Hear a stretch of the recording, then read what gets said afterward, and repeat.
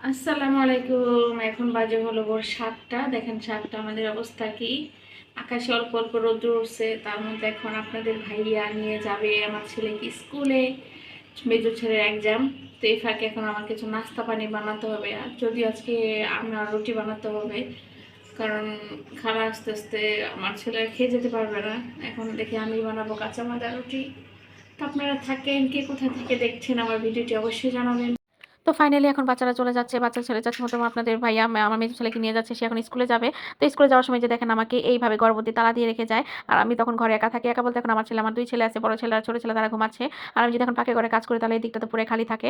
আমার যেহেতু ঘরে দরজা খোলা, আর যারা 4 তলায় দিকে লোক যায়, কারণ নিচে গিয়ে দিয়ে কে আসে কে যায় সেটা কিন্তু বলা যায় না। তো এখনকার যুগে কিন্তু সব রিস্ক কাউকে বিশ্বাস করা যায় না। তাই সে তালা দিয়ে গেছে। অবশ্য চাবি কিন্তু একটা আমার কাছে আছে। তারপর ওই তো বাচ্চারা চলে গেল। আর এই ফাঁকে ওই যে দেখেন একটা মেয়ে যাচ্ছে। সে কিন্তু আমার বাসায় কাজ করতো। তারপর সে আমাকে দেখে এখন একটু দাঁড়ায় বলতেছে, তোমাকে আমি ফোনে পাই না, ফোন নাম্বার হারাই ফেলছি। আমি আর কিছু বলিনি, বলছে আচ্ছা আসিস আসার সময় একটা বেল দিস। তারপর এই ফাঁকে দেখেন আমার ছেলে আপনাদের ভাইয়াকে নিয়ে চলে গেল। তো যাওয়ার পরে এখন তাদেরকে বিদায় দিলাম। আর এই যে একটা পরোটা ছিল, পরোটা বলতে রুটি। তো এই রুটিটা বাচ্চারা আর খায় নাই। তো আমি ভাবলাম আমি একটু নাস্তা খেয়ে নিই, একটা আর কিছুটা ভেজে রেখে দেই, যেহেতু আর ওয়েট করতে পারবো না। একটু পর আবার আরেক বড় ছেলে উঠবে, এরকম করে আসলে ভালো লাগে না। পরে ভাবলাম যে ওরা ওঠার সাথে সাথে যেহেতু ও ঘুমাচ্ছে, তাহলে আমি একটু নাস্তা পানি খেয়ে সবকিছু শেষ করে রুটি বানিয়ে ফেললাম, আর একটা ডিম ভাজলাম। তো খালার জন্য কিছু রুটি রেখে দিলাম, কারণ খালা এসে খাবে। তো খালার জন্য কিন্তু রাখতে হয় আমার, কারণ বারবার ভাজাটা একটু টাফ হয়ে যায়। সে যেহেতু আমার সব কাজ টাজ করে, তার জন্য সকালের নাস্তাটা কিন্তু খালা আমার সাথেই খায়, তাকে আমি খাওয়াই। তারপরেই তো আমার এখন ডিম ভাজা দিলাম। ইদানিং কেন জানি আমার ডিমটা প্রচুর খেতে ইচ্ছে করে না অতটা, কিন্তু কেন জানি ইদানিং আমার ডিমটা খেতে ইচ্ছে করতেছে মোটামুটি। তো আপনার রুটি দিয়ে একটু ভাজা খাই, তাছাড়া আমার ডিমের প্রতি অত এনার্জি নাই। তারপরেই তো আমি সবকিছু ওর ডিমটা একটু ভালো করে একটু মানে মচমচা করে ভাজবো। কিন্তু পরোটার সাথে খাবে একটু এরকম করে ভাজলে কিন্তু ভাল লাগে, খুব মজা লাগে ডিমটা। তো এই ফাঁকে যে ডিমটা ভেজে নিয়েছি, ছেলের বাবাকে দিলাম এরকম করে ডিম ভেজে, মানে আপনার ভাইয়াকে। সেই এরকম করে ডিম ভাজা দিয়ে তাকে পরোটা দিলাম। এই যে ছেলেকে পরোটা দিলাম, সেই এইভাবে ডিম ভাজা দিয়ে খেলো। তারপর তাদেরকে এইভাবে খাইয়ে দিয়ে কিন্তু আপনারা দেখতে পাচ্ছেন তারা চলে গেছে। এই যে সকালে যে বোনাস খাবারটুকু, এই খাবারটুকু খেয়ে দেখা যায় আবার রান্না বান্না শুরু করে দিব। আমার দেখা যায় মাত্র একটা সকালে একটা রুটি হলে আর এক কাপ চা হলে আমার আর কিছুই লাগে না। এগুলোই হলো আমার বেস্ট খাবার। আর ১ কাপ চা, আমি সকাল ঘুম থেকে উঠে আমার চায়ের একটা নেশা থাকে। কারণ চা এমন একটা জিনিস যে না খেলে আমার ভালো লাগে না। একটা অভ্যাসে পরিণত হয়ে গেছে আমার চা খাওয়াটা।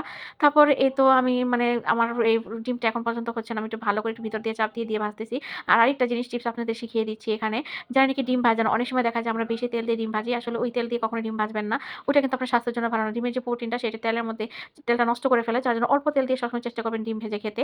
আর অল্প তেল খাওয়া কিন্তু ভালো। শরীরে আপনার কোলেস্টেরলটা কম হবে। আর তেল যত কম খাওয়া যায় ততই তো ভালো, তাই না?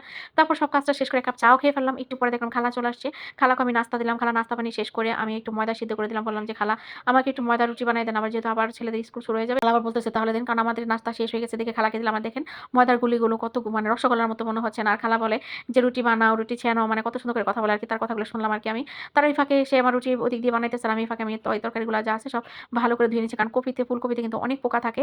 আপনারা কিন্তু খুব সুন্দর করে চেষ্টা করবেন এটা ভিজিয়ে রাখার জন্য। সবসময় ছিলে এরকম করে ভিজিয়ে রাখবেন। ছোট, ছোট যদি কোনো পোকা থাকে সেটা অবশ্যই ঝরে যাবে। তারপরেই তো বাবার বাড়ি থেকে ঐদিন এই মাছটা দিয়েছিল। এটাকে কি মাছ বলে আমি জানি না। আর আব্বা এত বড়, বড় করে পিস করে যে মাছ কোনো রকমে খাওয়া যায় না। আর আপনাদের ভাইয়া বড় মোটা পিস পছন্দ করে না। মাছটা একটু পাতলা হলে লবণ দিয়ে ভিজিয়ে রাখলে কিন্তু সেই মাছটা আপনাদের ভাইয়া খুব পছন্দ করে। আর আমাদের মাছের লবণ না ঢুকলে মাছ কেউই খাবে না। এরকম একটা অবস্থা। তারপরে এই করতে, করতে মাছগুলো করে ফেললাম। তো আব্বা পুরা ২ টা মাছ কিনছে, সেখান থেকে ১ টা মাছ এনে আমাকে দিয়ে ফেলছে।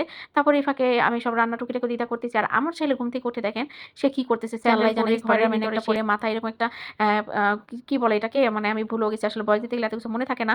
হেডফোনের মতো মানে আমার ছেলে গান শোনে এটা। তো এটা মাথার মধ্যে লাগাই অবস্থা।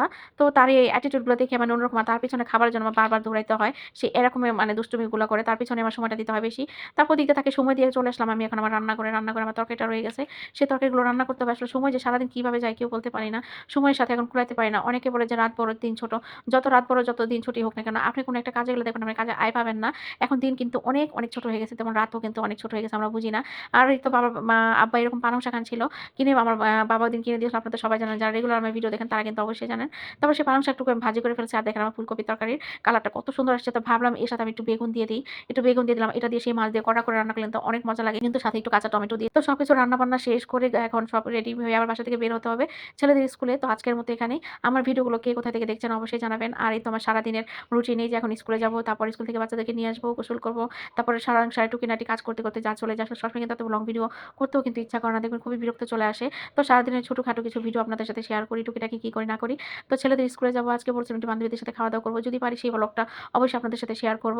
আর এই যে দেখেন এই রাস্তায় যখন আসি মনে হয় বাহিরের কোনো কান্ট্রিতে আমি চলাচল করতে। এখানে যে বাহিরের কোনো কান্ট্রিটা দেখেন কত সুন্দর। চারিদিকে মনে হয় রাস্তা এপাশ ওইপাশ খালি রাস্তা গাড়ি আসা যাওয়া করে।